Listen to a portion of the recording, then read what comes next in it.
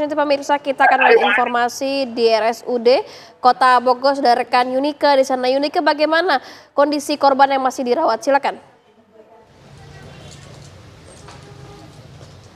Ya, selamat siang Fatima, Ferry dan juga pemirsa TV One. Benar sekali Fatima bahwa ada beberapa korban yang dilarikan ke tempat saya mengabarkan saat ini, yakni di RSUD Kota Bogor. Dan dari data ataupun informasi yang kami terima terakhir itu sampai saat ini sudah tersisa 14 korban atau 14 pasien yang masih dirawat di tempat saya mengabarkan saat ini, dari yang mulanya ada sebanyak 42 korban. Sementara yang lainnya sudah diperbolehkan untuk pulang ataupun melakukan rawat jalan. Ini 14 yang tersisa dirawat di tempat saya mengabarkan saat ini. Itu rinciannya ada satu orang yang kabarnya, satu balita maksud kami yang kabarnya mengalami kritis, dan 3 orang lainnya mengalami luka berat di kepala. Maka harus dilakukan rujuk ke Rumah Sakit Cipto Mangunkusumo, Jakarta.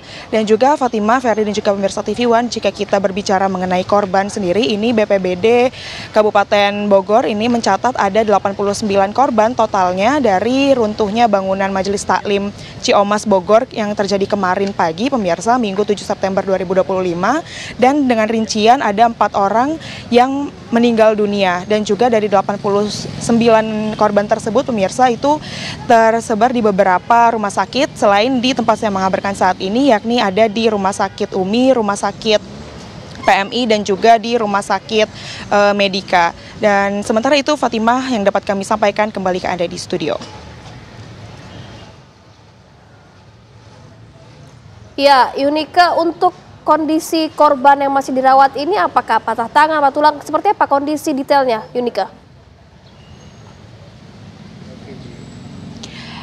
Iya Fatimah, untuk kondisi secara rincinya ini memang dari 14 korban yang masih dirawat di tempat saya mengabarkan saat ini, Fatimah, itu ada satu balita yang mengalami kritis dan juga 3 orang yang mengalami luka cedera.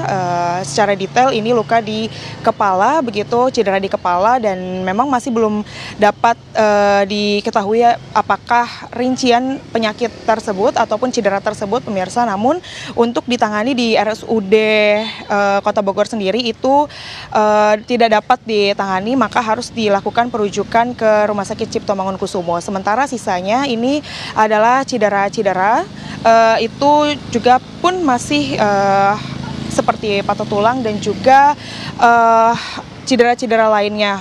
Mengingat kemarin ini mereka mengalami insiden runtuhnya bangunan Majelis Taklim kemarin pada Minggu pagi pukul 9 saat melakukan ataupun merayakan perayaan Maulid Nabi kemarin, Fatimah. Ya, baik, terima kasih Yunike Suwandi, dan sebelumnya ada Eko Hadi dari Bogor, Jawa Barat. Terima kasih teman-teman.